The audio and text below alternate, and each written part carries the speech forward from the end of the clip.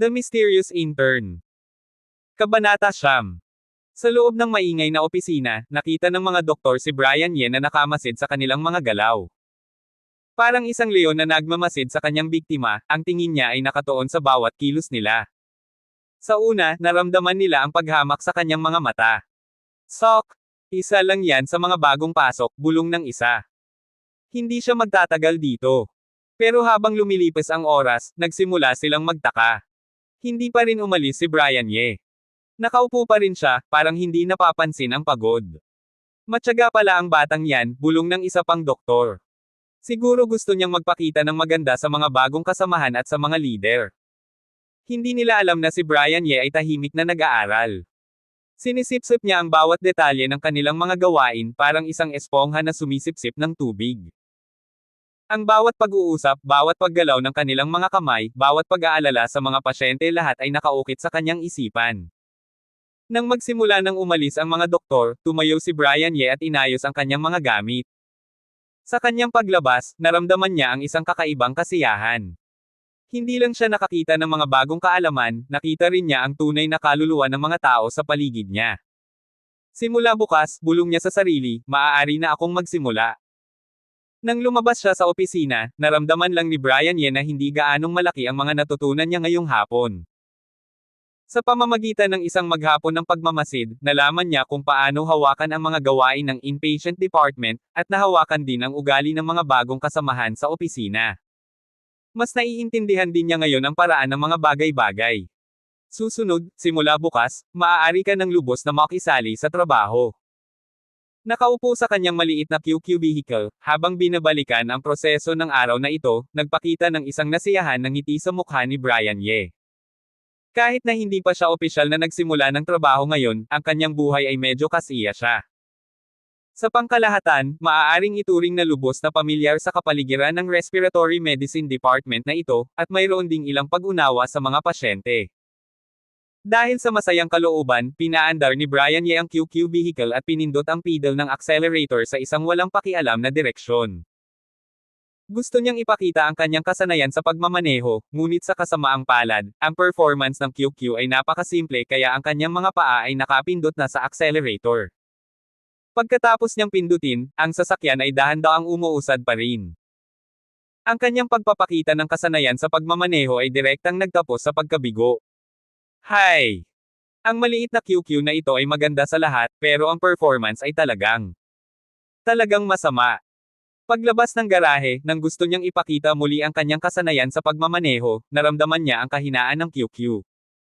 Hindi maiwasang makaramdam ng lungkot sa puso ni Brian Ye. Bilang isang mahilig sa karera, sa wakas ay nakatikim siya ng kilati, pero binigyan siya ng QQ. Isang malakas na suntok. Sa kabutihang palad, alam din ni Brian Ye na hindi dapat sisihin ang QQ. Ang kanyang layunin sa pagbili ng QQ ay hindi para sa karera, kundi para sa transportasyon. Sa sobrang pag-aalala, kailangan itabi ni Brian Ye ang kanyang mga naiisip na pagiging adik, at tapat na kinontrol ang QQ para umuwi. Hoy, ano ba ang nangyayari? Bakit hindi ka gumagalaw? Kakaalis lang ni Brian Ye sa gate ng ospital gamit ang QQ. Matapos makalampas sa isang intersection, na-block siya. Nakita ang hindi gumagalaw na trapiko sa unahan, kumunot ang noo ni Brian Ye. Maraming beses na niyang nilakad ang daan mula sa ikatlong ospital sa hilagang suburb ng Yanjing patungo sa kanyang bahay, at dumaan din siya sa peak commute. Ang bahaging ito ng biyahe ay hindi ang pangunahing daloy ng trapiko. Ang pinaka-congested na oras, tulad ng pagpunta niya sa trabaho kaninang umaga, ang sasakyan ay dahan-daang gagalaw pa rin, at hindi ito magiging jam sa puntong hindi na makagalaw. Pagkatapos maghintay sa kotse ng halos 3 minuto, lubos nang nakatiyak si Brian Ye sa kanyang paghatol. Ito ay isang abnormal na congestion. Ano kaya ang nangyari? Binuksan ni Brian Ye ang pinto ng kotse at lumabas. Tumingin siya sa unahan at gusto niyang makita ng malinaw ang sitwasyon sa Yunayan, ngunit sa kasamaang palad, ang traffic jam sa unahan ay napakahaba kaya hindi niya makita ang harapan. Pagkatapos magatubili ng ilang sandali, direktang isinara ni Brian Ye ang pinto ng kotse at mabilis na tumakbo patungo sa unahan. Anuman, kailangan niyang malaman ang sitwasyon. Kung ang nakaraang sitwasyon ay hindi malulutas sa loob ng maikling panahon, kailangan niyang humanap ng paraan para humingi ng kapalit na driver o kung ano paman. Masasayang ba ang kanyang oras sa ganitong mga traffic jam? Hindi ba ito ang BMW ng Iceberg Goddess? Na-stuck din ba siya dito? Sa sandaling makarating si Brian Ye sa harapan, nakita niya ang isang pulang BMW na nakaparada sa gilid ng kalsada. Ang ekspresyon sa kanyang mukha ay nagulat. Ang mga pulang BMW ay bihira, ngunit dahil sa napakahusay na kasanayan sa pagmamaneho na ipinakita ng Iceberg Goddess noong umaga. At ang natatanging malamig na ugali ng Iceberg Goddess, masasabi na malalim ang impresyon ni Brian Ye sa kotse na ito. Sir, tiisin mo lang, dapat kang magtiis. At habang naguguluhan si Brian Ye, narinig na ang isang nag-aalalang boses mula sa unahan. Nakarinig ng boses na ito, mabilis na nakabawi si Brian Ye, bumilis ang paglalakad at naglakad patungo sa unahan. Aksidente sa sasakyan. Sa sandaling makarating siya sa harap ng kotse, biglang lumubog ang puso ni Brian Ye. Ang congestion na ito ay hindi normal, ito ay sanhi ng aksidente, at ito ay sanhi ng aksidente sa sasakyan na hindi niya gusto. Sa intersection ng kalsada, nagbanggaan ang dalawang kotse at tumawid sa kalsada, tuluyang naharang ang hindi gaanong malaking kalsada. Batay sa sitwasyon, dapat na habang tumutungo ang isang kotse ng diretso, nabangga ito ng isa pang kotse na tumatawid sa kalsada, ngunit hindi ko alam kung sino sa dalawa ang nagmamaneho ng ilegal. Bago pa man niya masabi kung sino ang may pananagutan, agad na naaakit ang tingin ni Brian Ye sa isang pool ng matingkad na pulang dugo sa tabi ng isa sa mga kotse. Sumunod sa mga mantsa ng dugo, nakita ni Brian Ye ang isang lalaking natatakpan ng dugo, na mukhang nakahandusay sa lupa, at ang may-ari ng pulang BMW na kotse, ang Iceberg Goddess, ay nakaluhod sa tabi niya, sinusubukang gawin ang ilang mga first aid sa lalaki. Ang unang aksyon sa pangangalaga, habang ginagawa ang aksyon, ay nagsisigaw ng may pag-aalala, na may layuning panatilihing gising ang lalaki at ang kanyang lakas ng loob. Sa tabi ng babae, may dalawang lalaki na dapat na ang mga kasangkot sa aksidente. Nanghihina sila at nanginginig, nakatayo sa gilid, pinapanood ang babae na nagbibigay ng first aid. Mayroon din silang mga mantsa ng dugo at mga galo sa kanilang mga katawan. Ang tanging pagkakaiba lang ay mas magaan ang mga mantsa ng dugo kumpara sa lalaking nakahandusay sa lupa. Nang makita ng malinaw ang sitwasyon, mabilis na tumakbo si Brian Ye patungo sa lalaking nakahandusay sa lupa ng walang pag-aatubili. Bilang isang doktor, hindi niya kayang baliwalain ang sitwasyong ito. Sir, kailangan mong magtiis. Habang patuloy na pinatitibok ni Dr. Allison Zhao ang puso ng lalaki gamit ang mga propesyonal na pamamaraan, patuloy siyang sumisigaw ng may pag-aalala, umaasang mapanatili ang lalaki na may kamalayan hanggat maaari. Lubos siyang nag-aalala. Bilang isang profesional na surgeon, alam niya na ang kondisyon ng lalaking ito ay nasa isang napaka-unhealthy na estado at dapat tretuhin kaagad. Ngunit ngayon sa kalsadang ito, kahit na mayroon siyang pinakamahusay na kasanayan sa medisina, wala pa rin siyang magagawa para gamutin ito, at huli na ang ambulansya ng ospital. At habang nag-aalala si Dr. Allison Zhao, biglang may isang lalaking sumugod at dumiretso sa lalaki. Bago pa man siya makareact, inilahad na nito ang kamay sa lalaking nakahandusay sa lupa. Huwag! Kusang gusto pigilan ni Dr. Allison Zhao ang galaw ng lalaki. Alam na alam niya kung gaano kaina ang lalaking bumagsak sa lupa sa harap niya, at hindi niya dapat hayaang gumalaw ito. Kumusta na ang sitwasyon? Ngunit ang kanyang mga salita, bago pa man niya masabi, ay naantala ng boses ng lalaki. Habang tinitingnan ang kalagayan ng lalaki, pabiro na tinanong ni Brian Ye si Dr. Allison Zhao sa kabilang panig. Sa kritikal na sandaling ito, tuluyan na niyang nakalimutan ang malamig na aura sa katawan ng isa, pati na rin ang lahat ng kakaiba sa kanya. Mayroon lamang isang iniisip sa kanyang isipan, at iyon ay ang malaman ang sitwasyon ng lalaking nakahiga sa lupa sa lalong madaling panahon. Ang mga salita ni Dr. Allison Zhao ay naantala, at ang ekspresyon sa kanyang mukha ay bahagyang nagulat. Matapos makita ang nakatuong ekspresyon at propesyonal na galaw ni Brian Ye, sumagot siya ng may kaunting pag-aalala sa kanyang boses, malubha ang kanyang sugat, at ang kanyang tatlong tadyang sa dibdib ay nabali, at may hinala na pagdurugo sa pali at atay. Ang kanyang sitwasyon ay dapat na mahawakan agad. Kung hindi ito mahawakan kaagad, mapapahamak siya. Gumawa na rin ng simpleng at mabilisang pagsusuri si Brian Ye. Batay sa kanyang simpleng pagsusuri, ang kalagayan ng lalaki ay mas malubha kaysa sa sinabi ng iceberg goddess. Ang buhay ng lalaki ay nagsisimulang mawala na. Kung hindi ito maagapan kaagad, posible na mawala ang isang bagong buhay ng ganoon na lang. Habang mabilis na inilalabas ang kamay at mahigpit na pinapatibok ang mga acupuncture points ng lalaki, nagpakita ng nag-aalalang hitsura si Brian Ye. Tinawagan ko na ang ambulansya, pero hindi pa sila dumarating. Itinaas ni Dr. Allison Zhao ang kanyang ulo at sinulyapan ang mga kondisyon ng kalsada na naharangan sa harap niya. Mayroon ding kaunting pag-aalala sa kanyang mukha. Hindi, sa sitwasyong ito, ang ambulansya ay hindi makakadaan. Hindi na tayo pwedeng maghintay pa. Kailangan natin siyang dalhin kaagad sa ospital para sa agarang operasyon. Itinaas ni Brian Ye ang kanyang ulo at sinulyapan ang hindi madaanan na trapiko, at agad na nagdesisyon.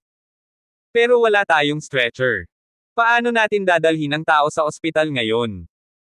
Tanong ni Dr. Allison Zhao, bakit hindi niya alam ang sinabi ni Brian Ye, pero sa kaso ng pasyente, kung walang stretcher, walang propesyonal na tauhan at kagamitan, hindi siya pwedeng gumalaw. Kung padalos-dalos siyang gagalaw, maaaring lumala ang kanyang mga sugat at maging sanhi ng kanyang pagkamatay. Kung hindi, matagal na sana siyang kumilos. Isang intersection lang ito mula sa ospital kung saan siya nagtatrabaho, hindi kalayuan dito. Ako na. Ginagapang ni Brian Ye ang kanyang mga ngipin, at habang nagsasalita, ang kanyang kamay ay bumagsak na sa katawan ng lalaki. Para mailigtas ang buhay ng lalaki, nagdesisyon siyang lumaban. Ikaw. Nang makita ni Dr. Allison Zhao ang mga galaw ni Brian Ye, napagtanto niya kung ano ang gusto gawin ni Brian Ye, at agad siyang nagalit. Hindi siya nagatubiling pigilan ito. Biro lang, paano naman basta-basta gagalaw ang sugatan sa sitwasyong ito? Kanina pa niya nakita ang mga kilos ng lalaking ito nang dumating siya, at naisip niyang medyo may common sense siya. Maaaring isa rin siyang medical staff, ngunit hindi niya inaasahan na isa rin siyang irresponsibleng bata. Gayunpaman, muli na namang naantala ang mga salita ni Dr. Allison Zhao nang hindi pa nakakapagsalita. Bukod dito, ang kanyang manipis, maputi at mahaba na mga kamay ay biglang may malaking kamay. Tumigil ka muna. Hawak ni Brian Ye ang kamay ni Dr. Allison Zhao at inalis ang kanyang kamay mula sa sugatan. Siya ay naglakas loob na hawakan ako. Ang bastos na ito. Naramdaman lang ni Dr. Allison Zhao na mayroong pagsabog sa kanyang ulo. Sa pagitan ng kanyang dibdib, parang may isang bar aisles ng langis na sinindihan sa isang iglap, at isang nag-aalab na apoy ang sinindihan.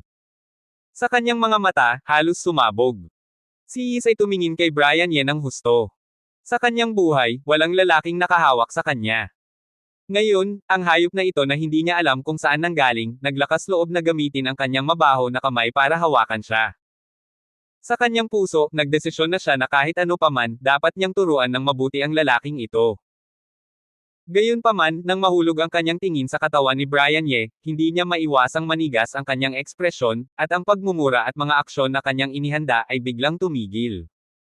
Nakita niya na inilagay ni Brian Ye ang kanyang mga kamay sa lumbar spine ng lalaki, at direktang itinaas ang lalaki. Paano nangyari iyon? Nanlaki ang mga mata ni Dr. Allison Zhao, at may mga ekspresyon ng hindi paniniwala sa kanyang mga mata. Mukhang ang taas ni Brian Ye ay 1.75 metro lang, at medyo payat ang kanyang pangangatawan. Hindi pa nga niya alam kung 120 pounds ba ang timbang niya o hindi, pero ang lalaking bumagsak sa lupa ay malaki ang katawan. Ang malalaki at matitipunong mga tao, sa simpleng pagtingin, ay may timbang na hindi bababa sa 150 o 60 kilo, at ang dalawa ay masasabing hindi pareho ang antas. Pero ngayon, si Brian Ye, na mukhang payat at mahina, ay itinaas ang malaking lalaking ito. Paano nangyari iyon? Ito ay hindi likod, hindi yakap, o buhat. Buhat ito gamit ang dalawang kamay. Gaano kalakas ito? Ang mga taong nanunood ay natigilan din sa mga galaw ni Brian Ye, at nanlaki ang kanilang mga mata, na may mga ekspresyon ng pagkagulat at hindi paniniwala sa kanilang mga mata. Mabilis. Kailangan ka ng operasyon na ito, isang surgeon. Hindi napansin ni Brian Ye ang ekspresyon sa mukha ni Dr. Allison Zhao, ni hindi rin niya pinansin ang mga mata ng mga taong nanunood. Matapos iangat ang lalaki, mabilis na naglakad si Brian Ye patungo sa ospital at sumigaw kay Dr. Allison Zhao habang naglalakad. Oh! Kusang sumagot si Dr. Allison Zhao, at sumunod kay Brian Ye patungo sa ospital.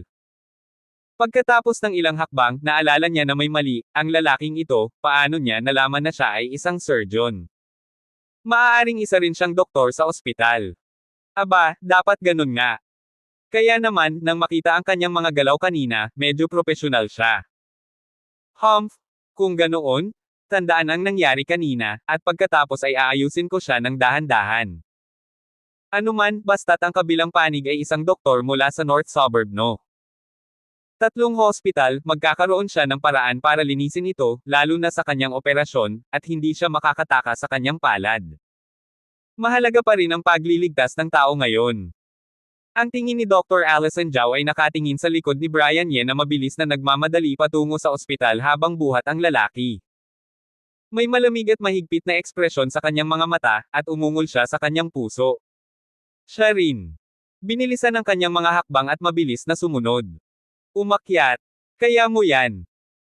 Habang masusing sumusunod kay Brian Ye, hindi maiwasang magpakita ni Dr. Allison ng pag-aalala sa kanyang mga mata habang pinagmamasdan ang mga patak ng pawis na unti-unting lumalabas sa magkabilang gilid ng noo ni Brian Ye. Sa kanyang puso, lubos siyang nag-aalala na baka hindi na kaya ni Brian Ye. Bilang isang surgeon, alam na alam niya kung ano ang mga kahihinatnin kung hindi na kaya ni Brian Ye. Sa kasalukuyang sitwasyon ng sugatan, ang itaas na bahagi ng katawan ay dapat na maayos at hindi dapat gumalaw, at si Brian Ye ay buhat-buhat ngayon. Abangan ang susunod pang mga kabanata ng The Mysterious Intern.